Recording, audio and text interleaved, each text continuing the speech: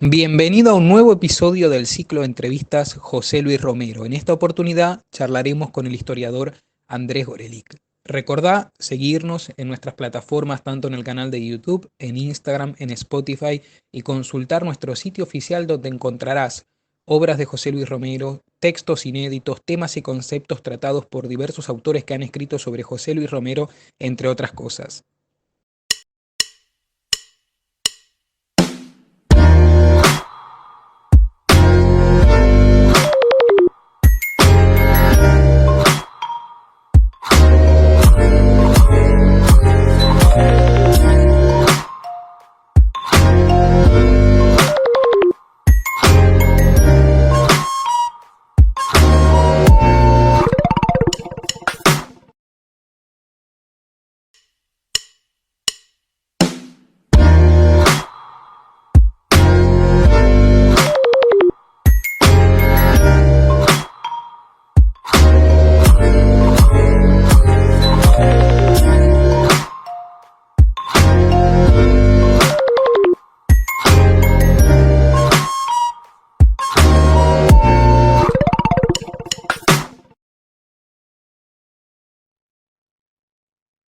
Bueno, muy buenas tardes a todos. Hoy tenemos el placer de estar conversando con el profesor Adrián Gorelick para este nuevo episodio del ciclo de entrevistas del sitio José Luis Romero. El profesor Gorelick es arquitecto, historiador urbano, especialista en temas urbanos. Sus principales publicaciones han sido La sombra a la vanguardia, La Grilla y el Parque, Espacio Público y Cultura Urbana en Buenos Aires. En 2003 recibió la beca Guggenheim para su proyecto titulado El ciclo de la invención y crítica de la ciudad latinoamericana. Ha publicado recientemente en Siglo XXI, La ciudad latinoamericana, uno de los libros que vamos a comentar en la entrevista del día de hoy, y actualmente es investigador del CONICET y profesor de la Universidad de Quilmes. Bueno, profe, muchas gracias por haber aceptado la entrevista. No, al contrario, es un gusto participar de las actividades de este sitio, José Luis Romero, que realmente está haciendo un aporte extraordinario digamos, al ofrecer una cantidad de fuentes relativas a Romero que realmente ayudan muchísimo a todos los estudiosos y los curiosos sobre esta figura tan central de la historiografía argentina. Perfecto, profe. Bueno, en este episodio, en este capítulo, el día de hoy vamos a cambiar, ¿no?, nuestro eje, a diferencia del primer capítulo respecto a la historia medieval con el profesor Carlos Zastariti, vamos a, sobre todo, situarnos en la historia contemporánea y en lo que usted, profe, ha llamado la cultura urbana latinoamericana, ¿no? En donde sitúa la obra de José Luis particularmente, ¿no? El clásico de José Luis Romero, Latinoamérica, las ciudades y las ideas, publicado en 1976. Quisiéramos, si usted puede compartir con nuestra audiencia a qué se denomina, de qué hablamos cuando hablamos de esta cultura urbana latinoamericana y cuál fue la influencia de José Luis Romero en este campo historiográfico. En realidad, a ver, yo llamo cultura urbana latinoamericana a un enfoque sobre la historia cultural en las ciudades latinoamericanas, que en realidad tiene muy pocos cultores, digamos, ¿no? Porque yo trabajo sobre todo sobre tres figuras que son Richard Morse, que es un poco no solo el que crea este campo, sino yo al decir cultura urbana latinoamericana estoy tomando el título de un libro que Richard Morse organiza junto con Jorge Enrique Ardoy, como resultado de uno de los simposios, digamos, donde todo el desarrollo historiográfico sobre la ciudad latinoamericana se realizó en los años 60, que era el simposio de la historia de las ciudades americanas desde los orígenes hasta nuestros días, que organizaba, digamos, un grupo de figuras muy, muy características de la época, que eran una especie de mezclas entre planificadores, historiadores, los que estaban construyendo el campo de conocimiento de lo que luego se llamarían los estudios urbanos. Dentro de ese campo, que estaba muy volcado al pensamiento operativo, podríamos decir, eran figuras que trataban de entender la ciudad latinoamericana para intervenir en ella a través de la planificación, a través de estudios muy volcados a la sociología, a la demografía, dentro de ese universo que estuvo tan bien representado en estos seminarios de historia de la ciudad americana, aparecen, digamos, estas tres figuras que de alguna manera yo ubico en la cultura urbana latinoamericana. Cultura urbana latinoamericana se llama el último de los libros que surge de estos simposios en 1984 y tiene dos textos de apertura que son realmente fundamentales para definir este pequeño universo de la cultura urbana latinoamericana, que es el texto de Richard Morse,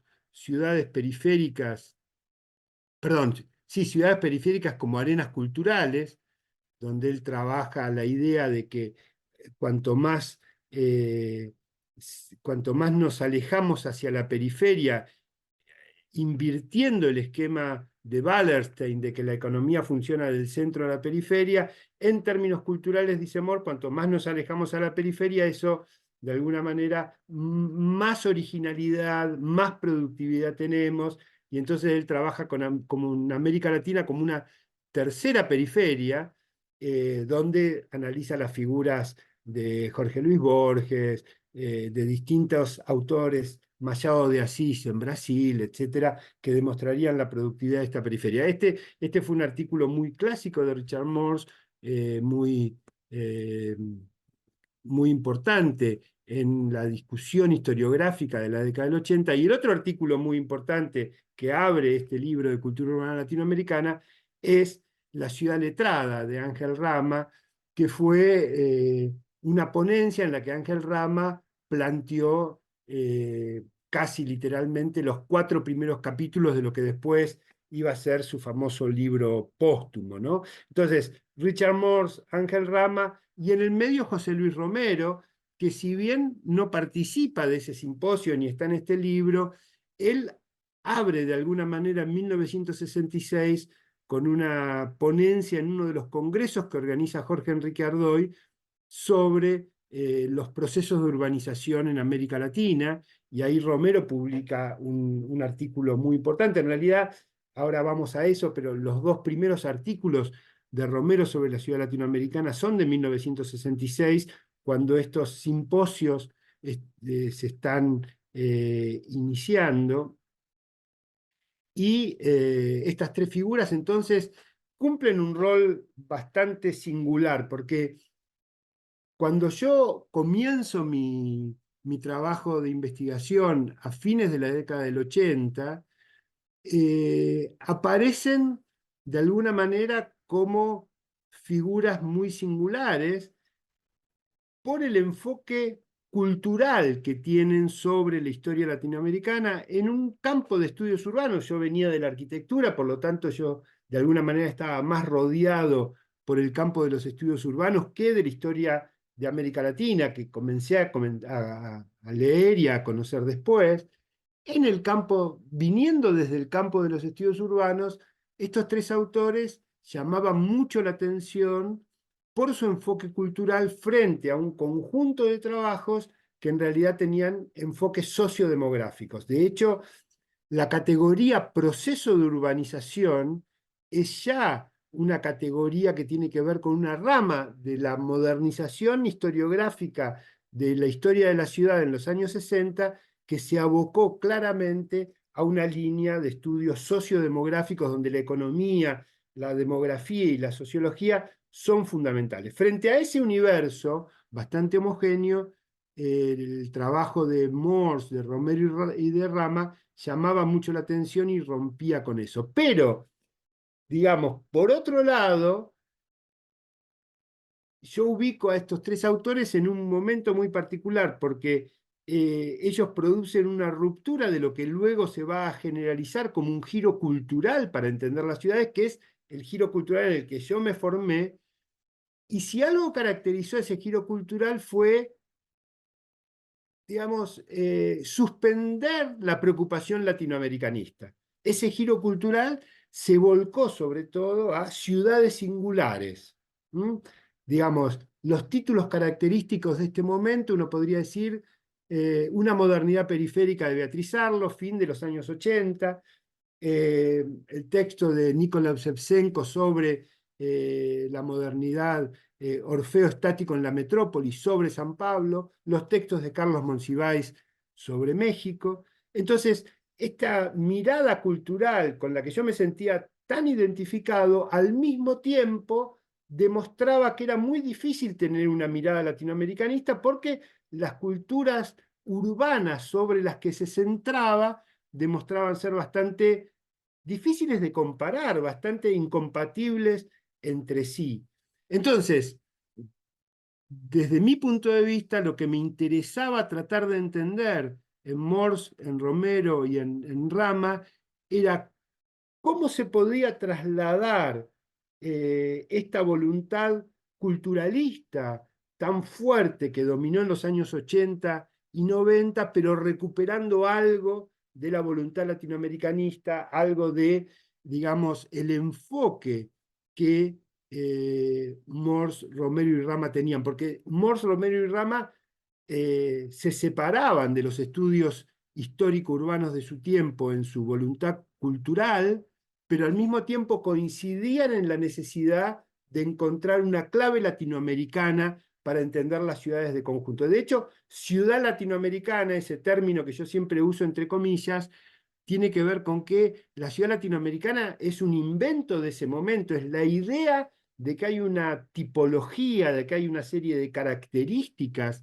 que la ciudad latinoamericana tiene y que permite entender de conjunto todas las muy disímiles ciudades del continente. Entonces, cuando yo empecé a investigar, de alguna manera me movía entre dos tensiones opuestas, la necesidad de entender culturalmente a las ciudades y la voluntad de volver a pensar si había alguna clave que me permitiera recuperar una perspectiva latinoamericana, ¿no? Y esto es un poco el rol que Romero tiene en mi propio trabajo, ¿no? Por un lado, mostrarme el camino de una historia cultural que respecto de la ciudad estaba muy poco trabajado y al mismo tiempo mostrarme la posibilidad de algunas claves que me permitieran pensar en la dimensión latinoamericana.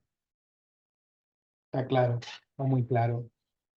Abordando otro de estos enfoques, de estas problemáticas, quisiera si usted pudiera compartir con la audiencia el libro de José Luis Romero, ¿no? Comienza, en realidad termina en su último capítulo con las ciudades masificadas, ¿no? Ese proceso que comienza en América Latina hacia la década de los 30, de los 40, y particularmente el punto, ¿no? de llegada del libro de Romero es el punto de partida de su obra. ¿Podría contarnos cuáles son esos cambios en términos políticos, económicos, sociales que sufre América Latina y justamente ese interés que surge de todo este campo intelectual que un poquito más adelante estaremos desarrollando y que ve a América Latina como una especie de laboratorio, ¿no? Porque hay algo que a mí me llamó mucho la atención de su obra, que si bien ocurre en otras partes del mundo procesos muy análogos, ¿no? de urbanización, de crecimiento de grandes metrópolis, hay una especie de consenso respecto a que América Latina es distinto a todo ese conjunto de ciudades que quizás están atravesando procesos análogos. ¿A qué se debe esto? ¿Por qué esta especie de particularidad, este interés de este campo intelectual por lo que está sucediendo en América Latina los años del 30, los 30 y los 40? Bien, pero a ver, voy a recordar bien lo que me estás preguntando para retomarlo, pero antes necesito aclarar algo para la audiencia y es que, digamos, de ninguna manera, ojalá pudiera hacerlo, pero mi libro no es la continuación del libro de Romero que dejan los 40 y que es el momento en que yo tomo, porque en realidad son dos proyectos bastante diferentes. Digamos, yo rápidamente me hago cargo de que lo que Romero logra en Latinoamérica, las ciudades y las ideas, que es una historia desde las fundaciones de las ciudades en América hasta el siglo XX, es absolutamente imposible, digamos. Es un proyecto al que uno le produce admiración y al mismo tiempo que inmediatamente se da cuenta que no puede igualar. ¿Por qué? Yo creo que Romero tiene una cualidad muy particular que es su gran capacidad de estilización de procesos muy complejos, eh, y que él logra entonces realmente organizar una historia extremadamente útil que se sigue convalidando en el tiempo. Yo personalmente hoy de alguna manera discutiría, por ejemplo, su forma de organización de la historia a través de estas caracterizaciones urbanas, ¿no? Ciudades hidalgas, ciudades patricias, ciudades burguesas, pero es una genialidad completamente necesaria, porque a partir de que él la produce, uno la puede discutir, y él de esa manera logra organizar como un gran fresco de toda esa, bueno, multiplicidad de ciudades, en multiplicidad de territorios, con multiplicidad de procesos que están realmente llevando adelante un relato enormemente complejo que leyéndolo parece enormemente simple, ¿no? O sea, Romero consigue presentar como enormemente simple una historia extraordinaria de América Latina. Y aquí es importante decir que Romero produce esto que para mí es su obra más importante. A ver, yo he leído todo su trabajo sobre el medioevo y no soy medievalista, no puedo juzgar la importancia intrínseca que tiene su trabajo medieval. Pero con Latinoamérica, las ciudades y las ideas, él consigue una obra única, que sigue siendo única, digamos. Es un enfoque sobre las ciudades en América Latina que es imposible encontrar en otro autor, que sigue siendo enormemente productiva y enormemente útil, una gran obra historiográfica. Y él la hace al final de su trayectoria. Bueno, él murió muy joven, digamos, él podría haber seguido trabajando, no sabemos qué habría seguido haciendo, pero lo cierto es que él comienza a dedicarse a la ciudad latinoamericana cuando ya se había jubilado de la universidad y cuando estaba de alguna manera pasando de ser un historiador a ser un escritor, a ser un autor, digamos. Creo que esto lo dice Omar Hacha en su muy lindo libro sobre José Luis Romero, y él, de alguna manera, el hecho de que la ciudad y la ciudad latinoamericana esté al final de su obra muestra cómo la ciudad es para él la condensación de la vida histórica, ¿no? Él, al final, en su libro sobre el mundo feudo burgués medieval, él acuña la noción del mundo urbano, y él consigue con la noción de mundo urbano enlazar la historia europea con la historia americana, y consigue entonces que su estudio sobre las ciudades en América Latina sean un capítulo más de una historia de la modernidad en 500 años, digamos, ¿no? Entonces, de alguna manera, América es el punto de llegada de una modernidad que a él le interesó ver en sus orígenes, en la, digamos, en la comuna medieval, en los siglos XI y XII. Él ve surgir, digamos, esa clase social que siempre estudió, que siempre le interesó, que vio en el medioevo y que ve de alguna manera desplegarse en tres oleadas sucesivas, ¿no? La primera, una expansión del mundo urbano dentro de Europa.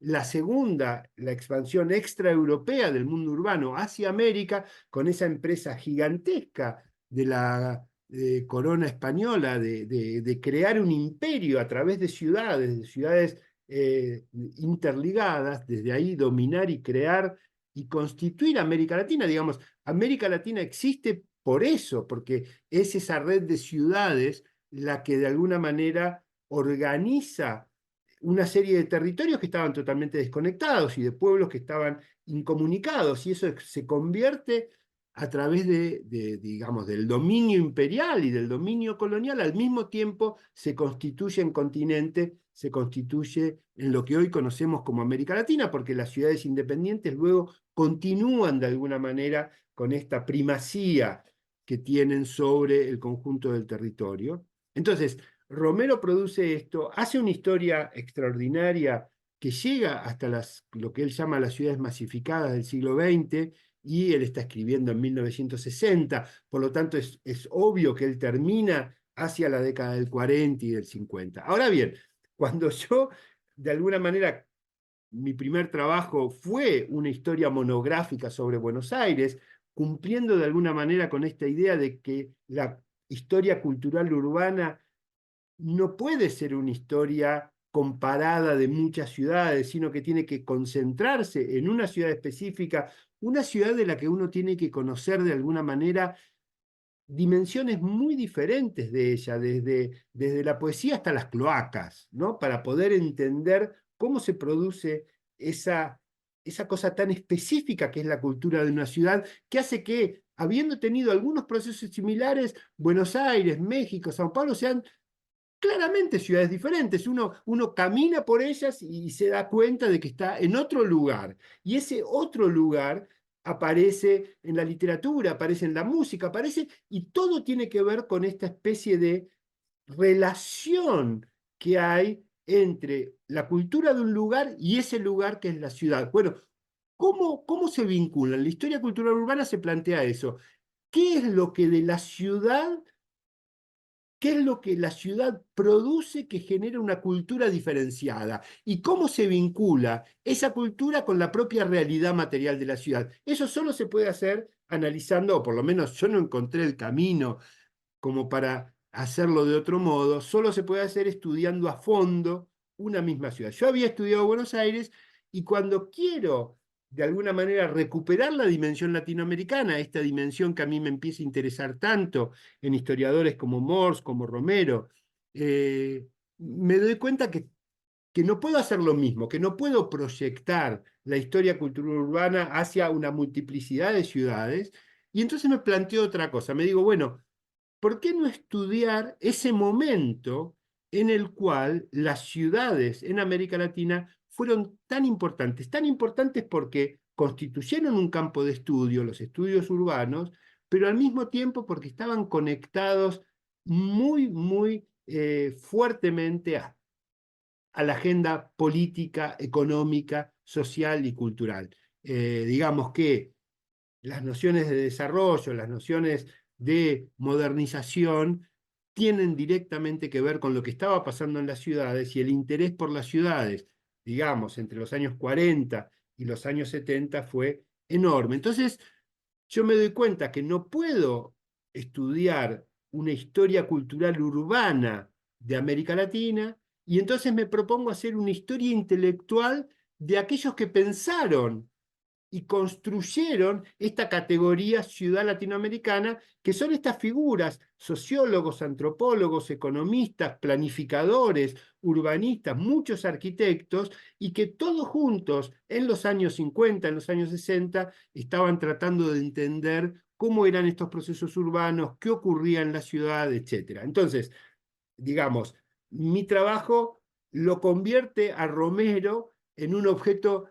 histórico, lo convierte en una fuente y en parte de mi proceso histórico, que en realidad comienza bastante más atrás, comienza con los años 40, cuando, ¿qué ocurre en América Latina? América Latina deja de ser un continente rural y se convierte en un continente urbano. Esto tiene que ver con las migraciones del campo a la ciudad. Para poner una cifra que muestra el proceso, en 1925 América Latina tenía un 25% de población urbana. A fines de la década del 50, ya América Latina tiene más población urbana que población rural. Y para 1975, América Latina ya tiene el 63, 64, no, perdón, más incluso, 65% de población urbana, casi igual que los continentes más urbanizados como Europa y América del Norte, ¿no? Entonces, es claro que en 1940 estamos en el comienzo de un proceso gigantesco de transformación demográfica de América Latina que comienza a llamar la atención de las agendas políticas, de las agendas culturales, de las agendas sociales, y esto coincide en una coyuntura muy particular con una transformación en el enfoque de las ciencias sociales, donde, digamos, la sociología asume sus pretensiones de cientificidad a través sobre todo del instrumental que le proviene de los modos en que en Estados Unidos, digamos, adaptaron la sociología europea y la redispusieron de una manera que se volvió irresistible, sobre todo en la segunda posguerra, como instrumento de comprensión de las sociedades y muy particularmente de las ciudades, ¿no? Digo un nombre clave en toda esta historia, muy vinculado a José Luis Romero y que va a permitir entender un poco mejor de qué estoy hablando. Gino Germani, el sociólogo nacido en Italia, pero emigrado a la Argentina por el fascismo, muy jovencito, que logra estudiar sociología en la Argentina y que va a ser el gran modernizador de la sociología, no solo en Argentina, sino en América Latina. Es el primero en Argentina que en 1956 comienza con los estudios sociológicos del proceso de urbanización. Esta fórmula que yo mencionaba antes, que va a ser tan importante en los estudios urbanos en la década del 50 y 60, y sabemos que Gino Germani va a tener un vínculo muy fuerte con José Luis Romero, van a llevar adelante un proyecto muy importante juntos, que es el proyecto sobre la inmigración en la Argentina, pero al mismo tiempo uno podría decir que los dos son las dos figuras que llevan adelante la modernización de las ciencias sociales y la modernización de la historia, Totalmente. al mismo tiempo que eran figuras completamente diferentes entre sí. Alejandro Blanco tiene un estudio excelente sobre, de alguna manera, esta historia de dos personalidades tan importantes, con muchos vínculos y al mismo tiempo muy diferentes. Germani como de alguna manera, un promotor de la modernización de las ciencias sociales y de una idea de la sociedad donde la modernización tiene un rol clave. Romero acompañando en buena medida el espíritu reformista que guiaba las investigaciones de Germani, pero siempre manteniendo una distancia desconfiada respecto de el resultado de estos procesos de modernización. Esto es muy claro en el proyecto de inmigración, digamos, porque es claro que a través de la figura de sociedad aluvial, ¿no? Esta suerte de mezcla que no termina de cuajar, que Romero había acuñado para pensar la historia argentina de la inmigración de comienzo del siglo XX, pero que va a volver a usar en las ciudades y las ideas, digamos, para pensar las transformaciones del siglo XX de las ciudades latinoamericanas en general.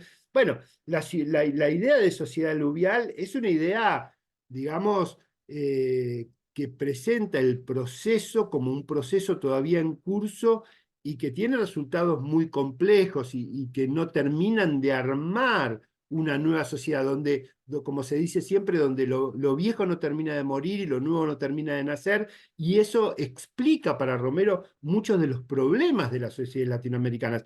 Germani, en cambio, tiene una visión muy positiva de la inmigración. Germani ve la inmigración de comienzo del siglo XX en la Argentina como la puerta de entrada a la modernidad de la Argentina y apuesta a que radicalizando esos procesos en realidad se va a poder llegar a buen puerto, ¿no? Entonces, estas dos figuras de alguna manera tienen muchos vínculos entre sí, tienen una similar apuesta reformista a la transformación modernizadora de la ciudad, pero Romero va a mantener siempre una cierta desconfianza sobre ese optimismo modernizador.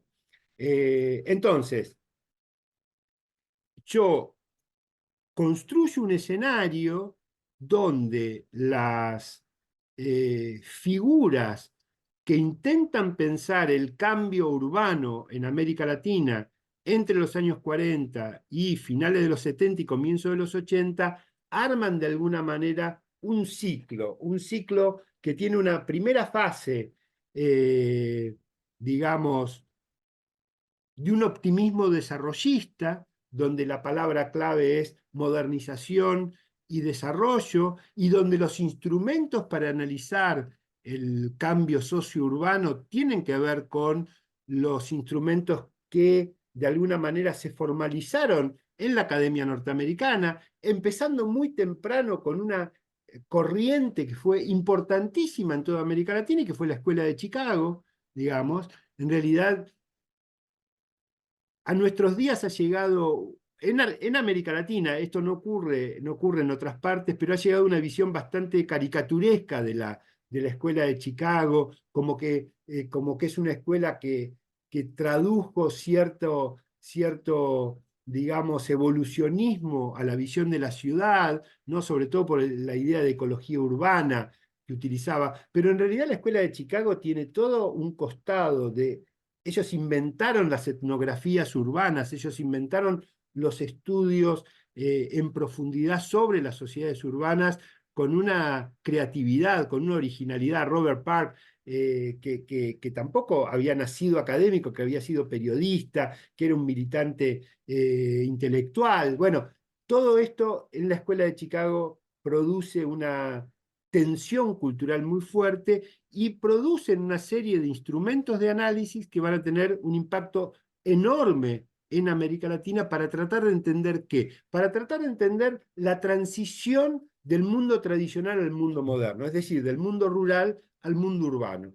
Cuando Romero empieza a escribir sobre la ciudad en los años 60, tiene muy incorporado esta forma de ver. De hecho, él tiene artículos como Ciudad y Campo en América Latina. Todo Latinoamérica, las ciudades y las ideas, está recorrido por la misma pregunta de este periodo, que es cómo se produce una transición adecuada del mundo rural al mundo urbano, ¿no? Entonces, yo empiezo a estudiar en los años 40, en América Latina en los años 40 y 50, pero muy a mi pesar, muy lamentablemente, no para hacer una historia social y cultural de las ciudades, sino para hacer una historia intelectual de aquellos que pensaron a las ciudades.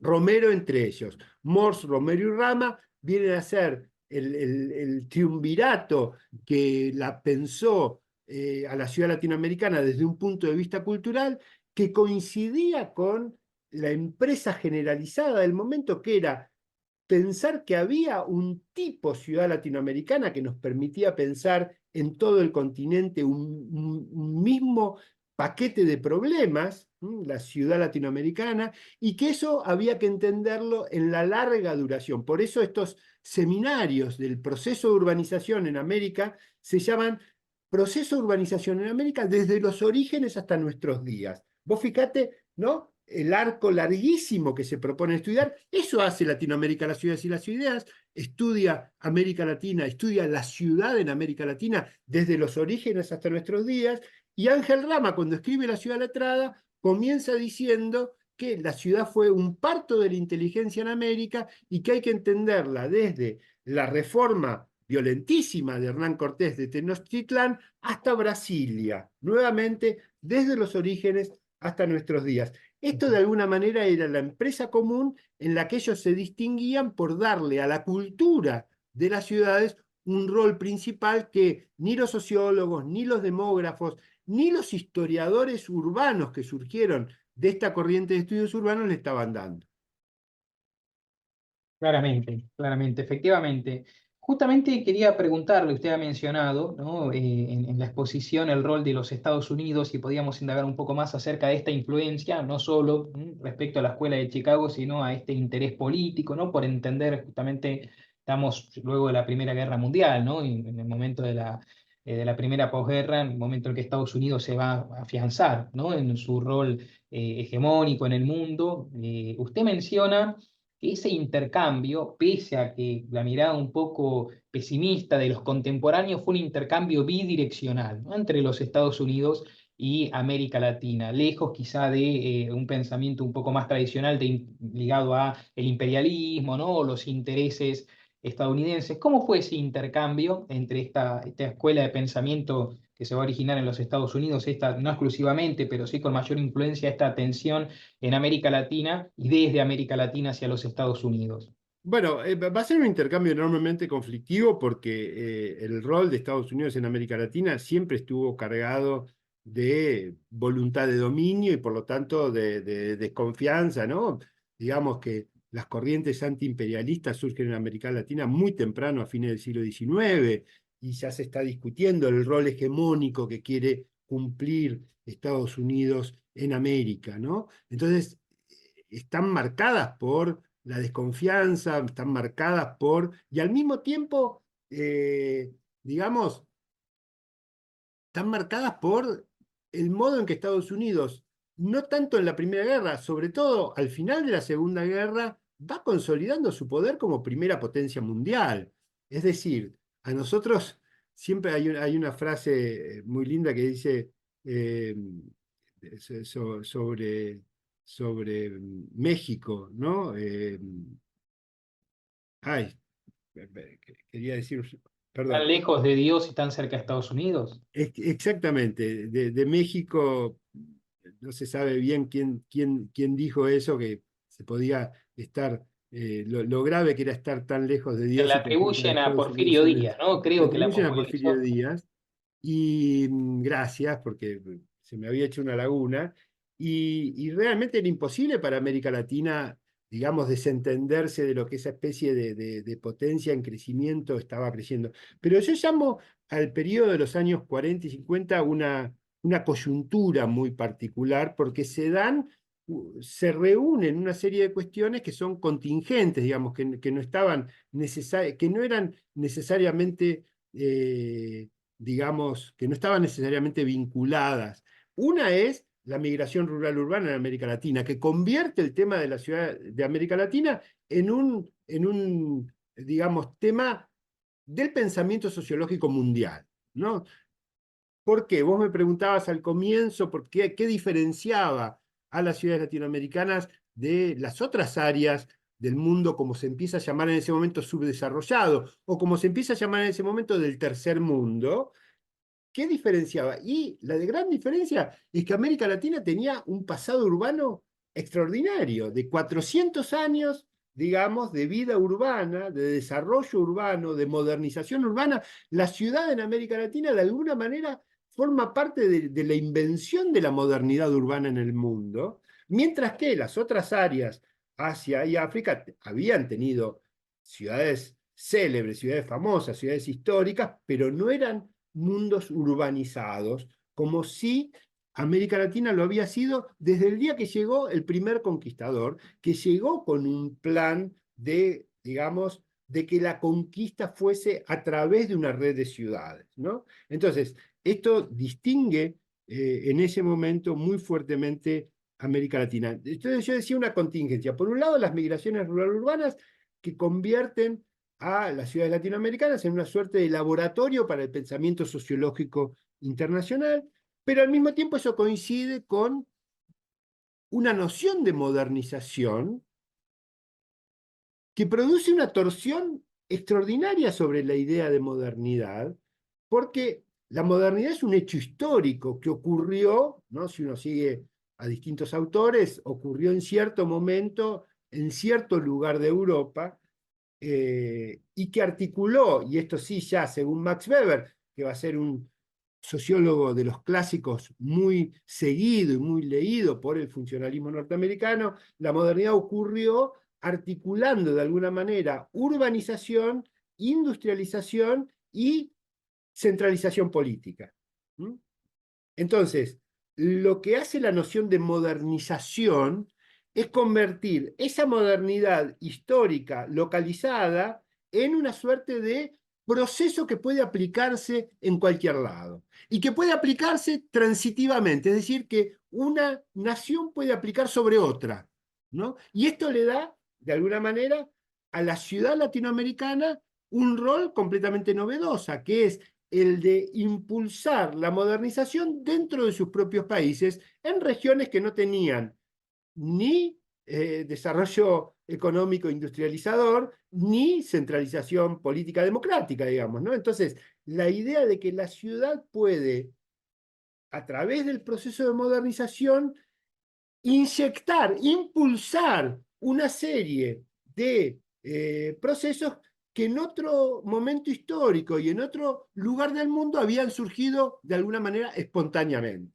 Entonces, por un lado tenemos el crecimiento extraordinario, en esa época se va a llamar explosión urbana en América Latina, crecimiento extraordinario de ciudades por las migraciones rural-urbanas. Por otro lado tenemos una noción de modernización que le asigna a la ciudad un rol fundamental en la transformación de sus propios países y de sus propios territorios. Y por otro lado, tenemos, digamos, un instrumental analítico que se impone en todo el mundo junto con el hecho de que el país donde nació ese instrumental analítico se está convirtiendo en la primera potencia mundial, cosa que tiene efectos ya no solo en el campo científico-técnico, sino también en el campo político, en el campo económico, en el campo social, en los debates, en un momento en que se pone muy álgido el conflicto de la Guerra Fría, y por lo tanto América Latina queda de alguna manera como rehén de el poder de este coloso que siempre va a ver a América Latina como su patio trasero, ¿no? Entonces esto genera enormes conflictos, pero dentro de ese marco conflictivo que la historiografía latinoamericana conoce muy bien, ahí yo no digo nada nuevo, lo que sí yo trato de ver es que en el terreno específico del pensamiento urbano, etnográfico y sociológico urbano, aquello que llega de los Estados Unidos hacia América Latina tiene una fuerte impronta reformista que viene del compromiso intelectual, político y militante del New Deal con la transformación del territorio. Entonces, lo que yo veo, esto de ninguna manera busca eliminar los modos en que Estados Unidos opera sobre las democracias latinoamericanas, sobre las economías latinoamericanas, pero sí trato de distinguir, de autonomizar de alguna manera un territorio de conocimiento, de práctica y de experiencia que en esos años va a ser muy central, porque la ciudad va a estar en el centro de las agendas sociológicas, en el centro de las agendas antropológicas, en el centro de las agendas académicas en general.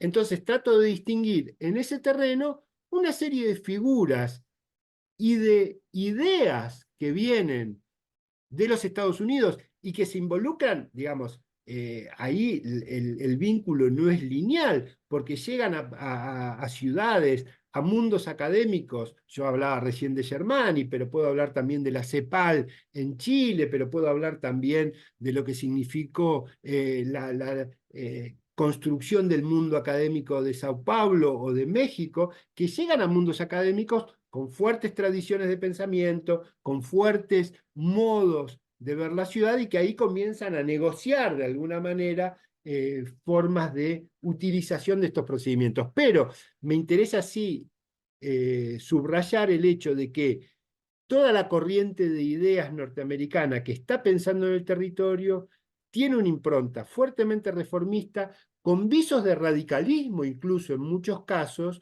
y las figuras que vienen, empezando por el propio Richard Morse, digamos, pero yendo más atrás y yéndome a una figura del New Deal clave, como fue el subsecretario de Agricultura de Roosevelt, Redford Tagwell, que va a transformar la idea de la planificación operando como gobernador desde Puerto Rico, un país muy pequeño, que le permitió a Redford Tagwell hacer un ejercicio de planificación como solo se había hecho en la Unión Soviética, porque un país pequeño, digamos, que dependía de los Estados Unidos, pero que al mismo tiempo estaba lejos de los debates parlamentarios norteamericanos y que además estaba muy aislado por la Segunda Guerra, permitió de alguna manera que lo tomaran como un laboratorio de una idea de planificación enormemente radical. Por eso Redford Tagwell era acusado de comunista en los Estados Unidos.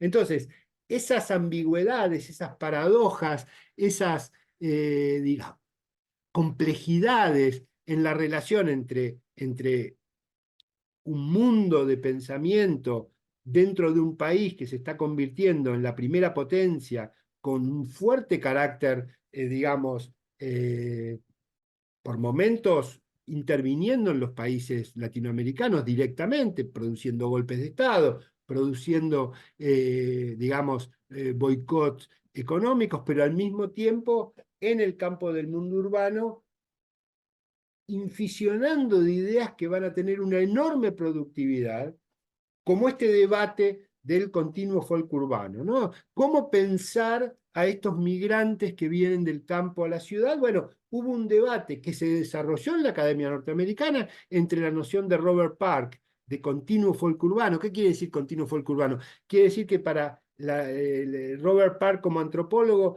hay como una especie de toda la humanidad recorre una línea histórica que va de la cultura folk, de la pequeña aldea, de la comunidad tradicional, a la sociedad urbana, a la gran ciudad, y él investiga esa transición de la tradición a la modernidad en América Latina, donde esos procesos estaban en curso. Entonces, América Latina le llama la atención a él, él va a analizar en México. ¿Por qué? Porque está ocurriendo algo que para él ha ocurrido y tiende a ocurrir a lo largo de toda la historia. Ya pasó en Europa, ya pasó en los Estados Unidos, en América Latina se puede ver en pleno proceso. Y él, digamos, construye una serie de hipótesis sobre cómo es esa transición que van a ser fuertemente discutidas por otro antropólogo norteamericano, que es Oscar Lewis, que también va a ir a México a estudiar y que crea la categoría opuesta a la de continuo folk urbano, que es la de cultura de la pobreza. ¿Qué dice Oscar Lewis? Si para Robert Redfield los habitantes de la aldea rural que se mudan a la ciudad van a tener que perder su cultura, se van a tener que aculturar para poder asumir la cultura moderna, y cuanto más rápido se aculturen, más exitosa va a ser su adaptación a la cultura moderna. Para Oscar Lewis, en cambio, la propia cultura rural que traen estos migrantes les sirve como amortiguador para la experiencia urbana, y por lo tanto, en lugar de perderla, tienen que mantenerla para poder de alguna manera negociar mejor su lugar en la ciudad. Y esto paradójicamente coincide con el pensamiento de Robert Park, con las primeras figuras de la Escuela de Chicago. Entonces, este debate es de alguna manera el modo en que en los años 50 en América Latina se va a interpretar el fenómeno de las migraciones, el fenómeno de la villa miseria, que se va a convertir, la favela, la barriada, la villa miseria, se va a convertir en, digamos, el denominador común, uno de los denominadores comunes más fuertes que va a permitir pensar que hay una tipología de ciudad latinoamericana caracterizada ¿por qué? Caracterizada por la fractura social, caracterizada por la internalización en la ciudad de este gap estructural de la nación entre la ciudad y el campo. Ahora el campo se mete en la ciudad, ¿no? Y volviendo a Romero, digamos, Romero tiene perspectivas enormemente perspicaces sobre estos procesos, sobre el modo en que de alguna manera la cultura rural se internaliza en la ciudad, en estos dispositivos de la marginalidad urbana que son las villas, las barriadas, las favelas, etcétera, ¿no? Y eso hace que su capítulo sobre las ciudades masificadas realmente tengan, digamos, interpretaciones enormemente útiles para tratar de entender, bueno, cómo fue pensada esa transformación que estaba ocurriendo en las ciudades, ese drama, digamos, de la marginalidad urbana, cómo era interpretada por quienes estaban estudiando cómo podía darse una mejor adaptación, cómo podía darse una más exitosa transición de la tradición a la modernidad. Mientras escuchaba esta reposición que usted hacía, ¿no? El debate propio de esa coyuntura, recordaba en el capítulo de José Luis estas tensiones, ¿no? Que él habla entre esta sociedad normalizada, ¿no? Frente a esta sociedad anómica que se presenta, ¿no? Tú utilizó una palabra que creo que es una constante de ese capítulo de Romero, de esa negociación, ¿no? Entre una sociedad Exactamente, establecida y aquella que quiere, ¿no? Creo que, si no recuerdo mal, José Luis cita a Henri Lefebvre, ¿no? Respecto a estos migrantes internos que por el hecho de pertenecer exactamente. a la ciudad buscan, de alguna manera, poder usufructuar todos los derechos que eso, ¿no? Exactamente, Lleva. y ahí él muestra realmente el carácter reformista de su perspectiva, porque si bien él caracteriza siempre el presente de la ciudad como un presente, digamos, marcado por la escisión, ¿no? Él utiliza una categoría muy que habla mucho de la forma en que Romero opera en la historia urbana. Él llama a la ciudad latinoamericana ciudad barroca, ¿no? Y con barroca, él lo que quiere decir que es una ciudad, a ver, voy a sintetizar muy rápidamente un proceso histórico muy largo, pero que Romero explica muy bien. Romero dice, la ciudad que inventa la burguesía es la comuna medieval que nace en los siglos XI y XII, ¿no? Pero ya para el siglo XVI hay una recuperación del poder de las coronas, de las monarquías, que transforman el territorio, que centralizan el territorio y que intervienen en esas ciudades quitándoles autonomía. La autonomía que va a caracterizar el surgimiento glorioso para Romero de la burguesía, para Pirén de la burguesía, va a ser de alguna manera cercenado en una suerte de refeudalización que ocurre en el siglo XVI. Siglo XVI es cuando se hace la conquista americana. Por lo tanto, la ciudad que llega a América no podía ser aquella comuna autónoma que vio el surgir de una clase burguesa, sino en realidad esta ciudad barroca, ciudad del poder y ciudad de la gran escisión entre los que tienen y los que no tienen. Ante la ausencia de una clase burguesa intermedia, lo que va a predominar es la gran escisión.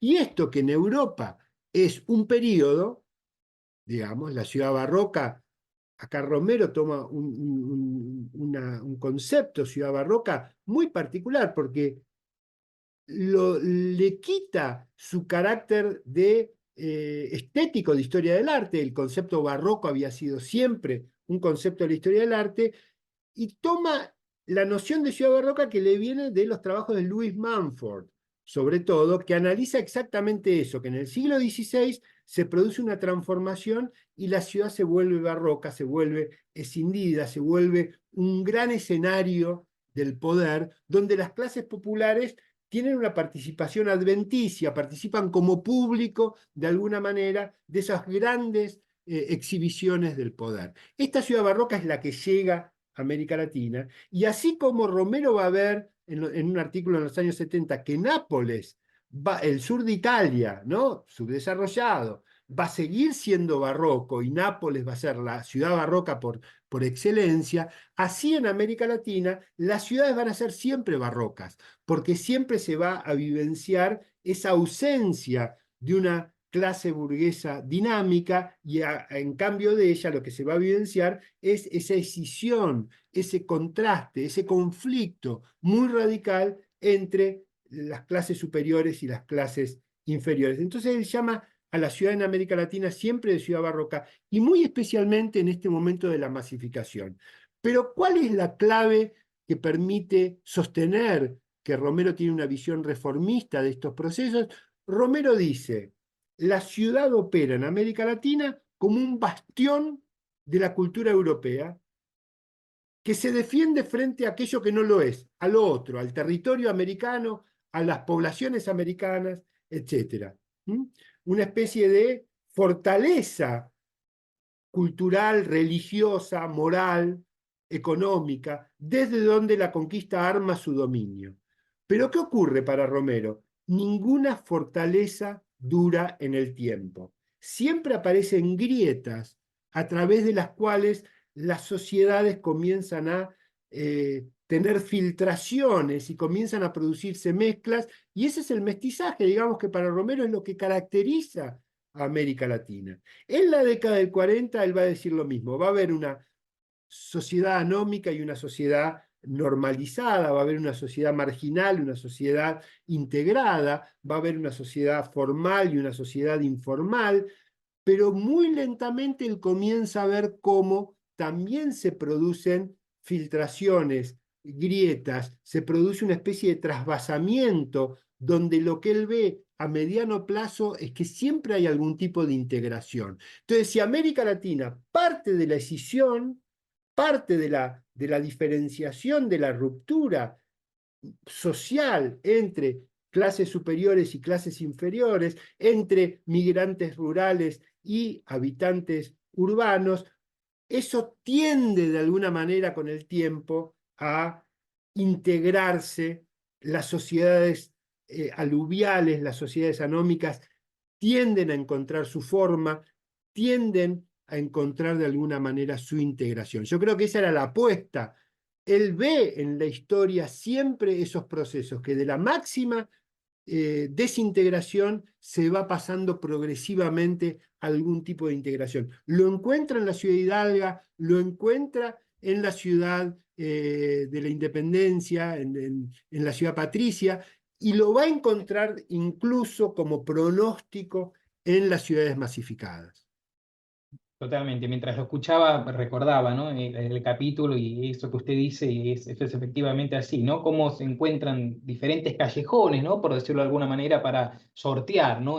Para sortear los obstáculos que facilitan la comunicación, el intercambio. Bueno, si mal no me equivoco en ese capítulo, él dice que los primeros, ¿no? Que empiezan a, no sé si la palabra es preocuparse, pero sí interesarse en esa otra sociedad, ¿no? Anómica que se presenta. Bueno, no por nada son las clases generalmente medias y bajas, ¿no? De esa sociedad ya normalizada, ¿no? Cuando él habla, ¿no? Del nuevo proletario industrial, que empieza, ¿no? A través Exacto. de esos callejones a insertarse en esos circuitos. Y justamente ahí él cita una novela, ahora no recuerdo muy bien, pero respecto a las migraciones internas, que contaba, si mal no me equivoco, en México, ¿no? De una mujer, bueno, que migra del campo a la ciudad, que justamente recuerdo es empleada, ¿no? De una de de una de las clases, ¿no? De una de las familias más acomodadas de la ciudad, y justamente allí comienza, ¿no?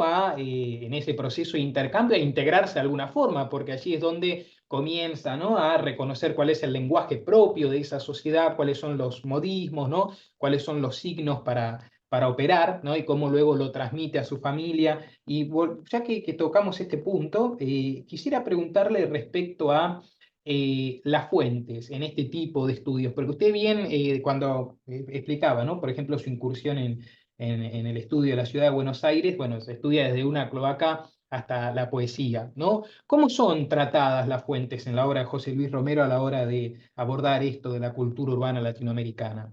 Hay Bueno, una heterogeneidad de fuentes, ¿no?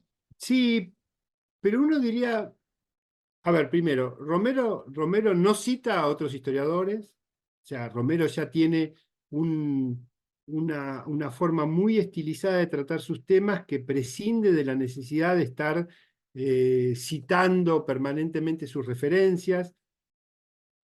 Yo ahí tengo me detengo un minuto en esto. Yo ahí tengo una relación un poco ambigua, digamos, porque admiro muchísimo en Romero esa capacidad de escribir tersamente para transmitir ideas muy poderosas sin necesidad de estar haciendo todo aquello que el historiador profesional hace de discutir con este otro, presentar quién se anticipó con esta idea. Romero, creo que Luis Alberto Romero en algún momento decía que en el momento en que él escribió sobre América Latina, él había dejado de leer fuentes secundarias y es como que tenía un proyecto autoral muy fuerte, lo tenía todo en la cabeza y tenía digamos, necesidad de contar y escribir esta historia como si fuera una historia que se pudiera contar así tan sencillamente, y él lo logra, él lo logra.